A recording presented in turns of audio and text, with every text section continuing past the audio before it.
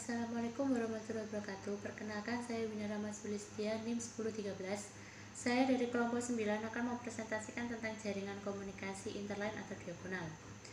Secara sederhana, komunikasi interline atau diagonal ini bisa diartikan sebagai komunikasi informal. Jaringan komunikasi ini adalah jenis komunikasi antar individu yang pada umumnya terjadi dalam suatu organisasi. Namun, dalam komunikasi informal ini pesan yang disampaikan atau proses komunikasinya terjadi secara spontan atau langsung. Bahkan dengan kata lain, komunikasi informal ini dilakukan tanpa adanya persetujuan dan kesepakatan dari struktur organisasi. Komunikasi informal ini dapat kita temui ketika beberapa individu menyampaikan informasi atau pesan berupa isu atau gosip yang sedang beredar, sehingga dapat dikatakan bahwa komunikasi informal ini merupakan suatu proses komunikasi yang masih belum jelas atau tepat kebenarannya karena belum ada sumber yang terpercaya. Bahkan bisa dikatakan bahwa pesan atau informasi dalam komunikasi informal ini bisa berubah-ubah, seperti penambahan pesan atau pengurangan pesan di dalamnya. Hal ini karena tergantung dari komunikator yang menyampaikan dan komunikan yang menerima pesan tersebut. Ketika kita sebagai komunikan, tapi kita tidak bisa menyerap dan menyikapi pesan dari komunikasi informal, maka kita akan mendapatkan pesan yang sia-sia.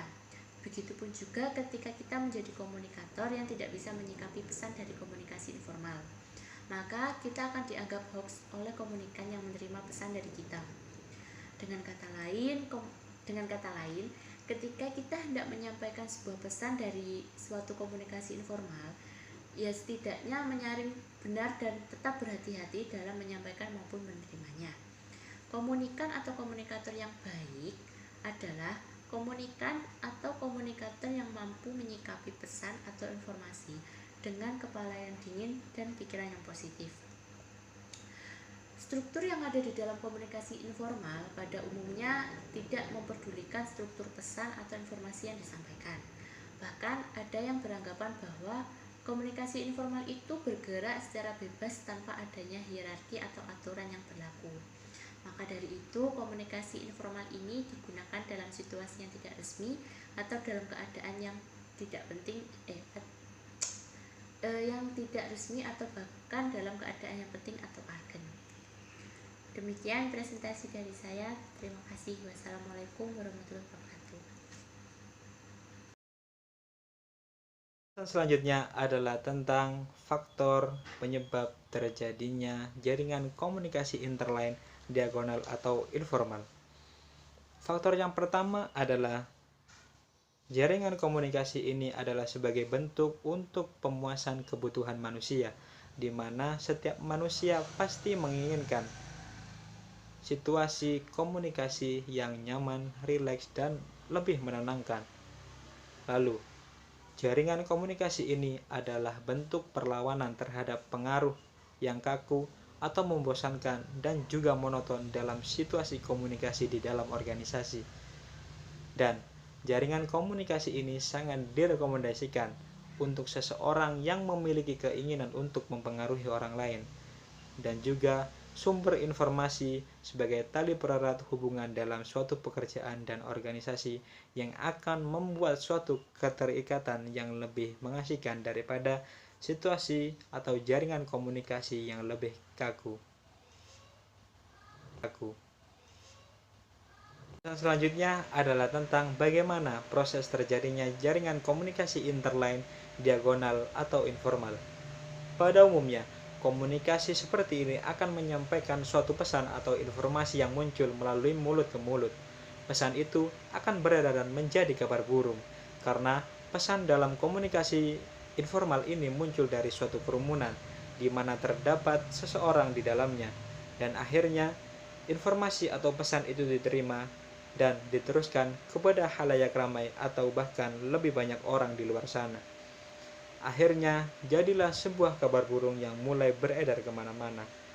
Dengan adanya jaringan atau proses jaringan komunikasi seperti ini, maka informasi atau pesan yang tersampaikan dan tersebar masih dimasukkan kepada kategori samar atau belum pasti, dan mungkin belum memiliki kepastian yang tetap. Sebagai penggambaran, akan ada beberapa pesan yang diantaranya pesan 1, pesan 1A, dan pesan 1B dari berbagai sumber yang diterima oleh komunikan. Komunikan tersebut beralih menjadi komunikator karena berubah fungsi dengan menyebarkan dan menyampaikan informasi atas pesan satu tersebut. Dan akhirnya nantinya akan berkembang menjadi lebih banyak dan terdapat banyak golongan, yaitu komunikan yang murni dan komunikan yang menyampaikan kabar burung tersebut. Itulah penggambaran dari proses komunikasi jaringan komunikasi interline diagonal atau informal yang mungkin bisa dikatakan bahwa proses untuk penyampaian informasi atau pesan dalam jaringan ini disampaikan masih simpang siur.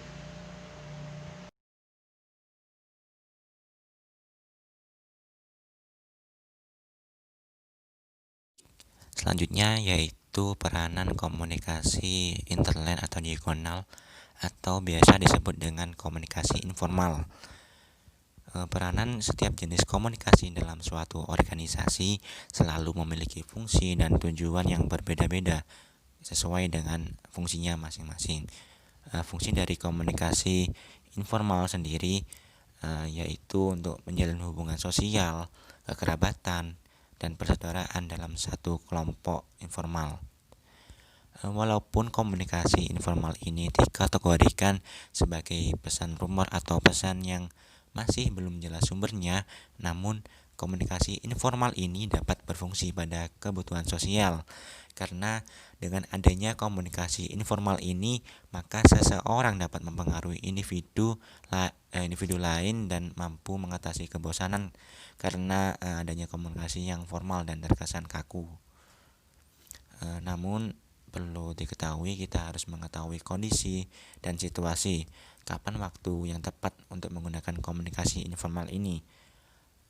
Pada umumnya, komunikasi informal ini difungsikan untuk mencairkan suasana yang awalnya sedikit tegang ataupun tegang menjadi lebih rileks dalam suatu komunikasi organisasi, sehingga ada yang menyebutnya bahwa komunikasi informal ini adalah intermezzo dalam komunikasi atau jembatan pada suatu komunikasi yang kaku dan formal seperti itu.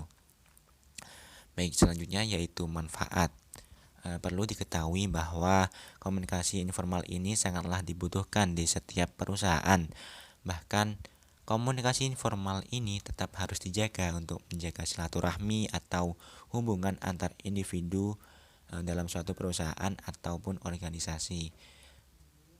Sehingga ada pun beberapa manfaat jika Anda mempelajari komunikasi informal, yaitu di antaranya satu, yaitu yang pertama mempererat hubungan antar individu.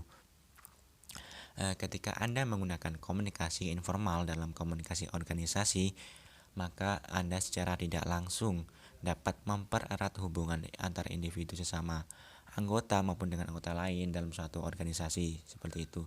Karena komunikasi informal ini sifatnya sedikit santai dan lebih ringan. Untuk manfaat yang kedua yaitu mencairkan suasana.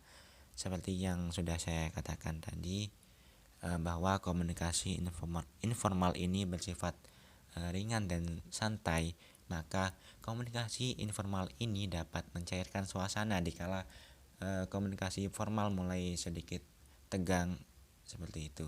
Contohnya seperti ketika sedang rapat ataupun ketika sedang mendiskusikan sesuatu.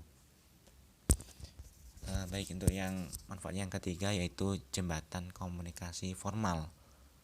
Anda perlu mempelajari komunikasi informal ini sebagai intermezzo atau sebagai jembatan dalam komunikasi formal. Sama halnya dengan mencairkan suasana, bahwa komunikasi informal ini dapat dijadikan sebagai pembuka sebelum menuju ke obrolan yang lebih serius, agar situasi yang terjadi tidak terlalu tegang dalam suatu obrolan seperti itu. Untuk yang terakhir yaitu lobbying. Ketika Anda mempelajari komunikasi informal ini, Anda akan sedikit dimudahkan dalam situasi lobbying. Dengan kata lain, ketika Anda melakukan proses negosiasi, Anda akan lebih mudah seperti itu, karena bahasa yang digunakan lebih ringan dan sedikit santai dalam komunikasi informal ini. Oke, ada kalanya komunikasi informal ini digunakan ketika kita berbicara dengan atasan kita. Namun ada kalanya juga kita tidak sering menggunakan komunikasi informal ini dengan atasan, karena dengan tetap menjaga kehormatan atasan kita di depan publik, maka kita harus pandai-pandai dalam bersikap maupun dalam berkomunikasi. Jangan sampai kita kebablasan menggunakan komunikasi informal yang tidak tepat pada waktunya dan tidak tepat pada tempatnya, seperti itu. Sekian presentasi dari kelompok 9. Ada kurang lebihnya kami mohon maaf. Assalamualaikum warahmatullahi wabarakatuh.